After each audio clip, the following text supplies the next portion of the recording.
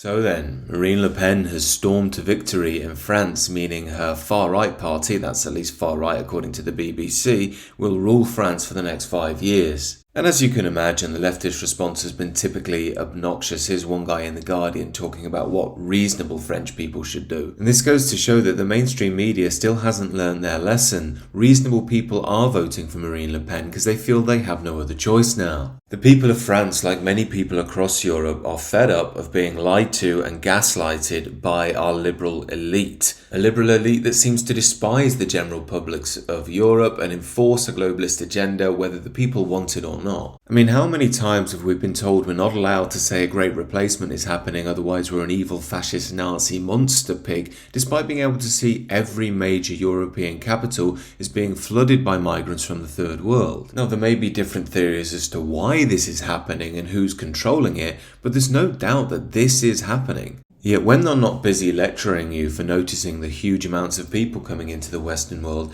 they actively brag about how awesome immigration is and how positive it is that European origin peoples will be a minority in their historic homelands, such as Joe Biden did recently. An unrelenting stream of immigration.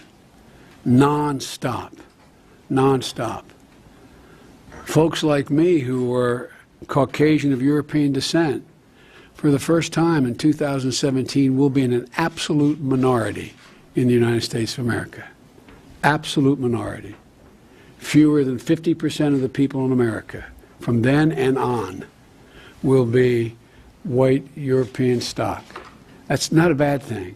That's a source of our strength. I guess you could say at least Biden's honest about it. European leaders just say they're going to limit migration, then up it tenfold and call you an evil racist monster who's not welcome in modern Europe if you notice it. Although Biden, like all Western leaders, is hugely betraying his own people here because he's not putting it to a democratic vote. To change the nature of one's country irrevocably forever should be a democratic process. It shouldn't just be done by liberal elites at the top. Another thing the French people, like most Europeans, are sick of is being told they're evil fascists simply for wanting limited migration and people to integrate. And it's especially galling because the mainstream media will cause a contrived moral panic if anyone so much as waves a few England flags in London. However, when there's a leftist protest that turns violent or another Islamist outrage that turns violent, they turn a blind eye to it. Of course, we have this a lot in the UK as well. Anyone who's thinking of voting for reform is some far-right fascist, according to the BBC and The Guardian. They want to give images in the public mind of genocides and Nazis and so on.